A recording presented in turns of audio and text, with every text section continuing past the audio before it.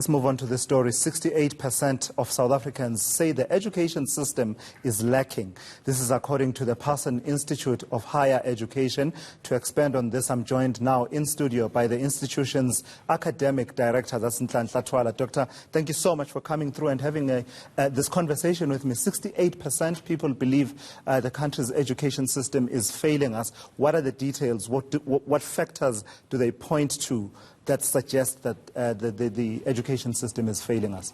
There are several categories in which they think the system is not serving their needs and therefore failing them. One of them is in terms of what they want to study.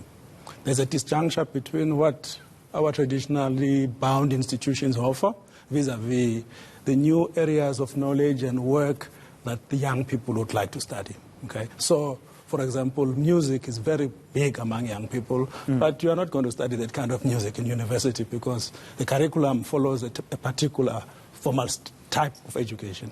The other area in which there is a sense in which the education is lacking is in terms of getting a place in the right institution that they want. Okay? It's not an issue of there are places where you don't want them. They want to study particular things, but they can't get a place there. So we all know that, for example, the demand is high for university education, not for TVET.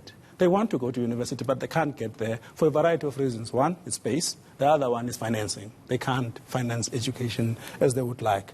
The other area in which they feel education is lacking them is in terms of the delivery, how it is delivered. It's delivered mostly now in class, formally, not in time when they want it. So those are the main broad categories in which they think the education is failing. So tell me about this issue about access to higher education. You rightly point out that the demand seems to be for university degree type of, programs. For further study. And just yesterday we had the Minister of Higher Education warning universities not to over-enroll, and the spaces that are available there, some 200,000, yet you have close to 500,000 matric pupils who actually passed, and about 186,000 of those qualifying to study towards a bachelor's degree. Why is it that universities are preferred over TVET colleges, the vocational education training institutes? I would call it prestige. There is prestige around a degree. There is not much prestige around qualifications that come from TVET. Okay, most of us, if you are out of the education sector, you might not even know what categories are there.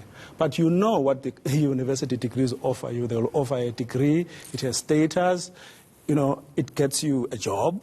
I'm not saying that TVET qualifications don't get you a job. They do. It's just that the prestige society attaches to a university degree is higher. Okay? So that's just a question of the past, of how we have viewed education. We value a university degree far more than we value a skill that is acquired, which is useful from a TVET. What would tweak that occasion? What would that equation? What would change that, such that South Africa society would start viewing a TVET qualification more valuable? Yes. Because government has been saying that if you have matric and you can't get access to university education, it's not the end of the world. There's a whole world around TVET colleges. I think we need to start promoting the fact that people who have TVET qualifications do very well, and promote the fact that they go up in promotions, they are leaders in their sectors, and show that that is not a dead end. It's a career that is worth having. I think that there is some branding that we need to go into, but I think that we should also educate the public just about how useful these careers are and how prestigious they are, and we all need them. It's just that we historically favor degrees. And you are quite the critic of our higher education institutions, particularly universities. You're saying that they are stuck in the past, and sometimes they prioritize their own prestige over ensuring that their output, their graduates, are employable. What do you mean by that? I mean that there is a sense in which prestige in a university is ascribed to areas that are not connecting with the public. So, for example, research is an important thing, and as a scholar, I would say research is important. But for most of us, we don't see the relationship between the research prestige and what we want, okay? The other area is in terms of who stands in front of you and teaches you.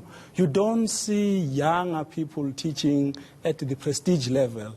The system is designed in such a way that the professoriate is made up of older people, and those older people do not appeal to young people. They are not the people they are looking at as their role models. So we need to find a way of modernizing the university and making it attractive to the core market, which is young people. Right. Dr. Nhlanhla Thwala, thank you so much from the Pearson Institute, joining us here, talking about issues to do with access to higher education and some of the challenges in our education system. This is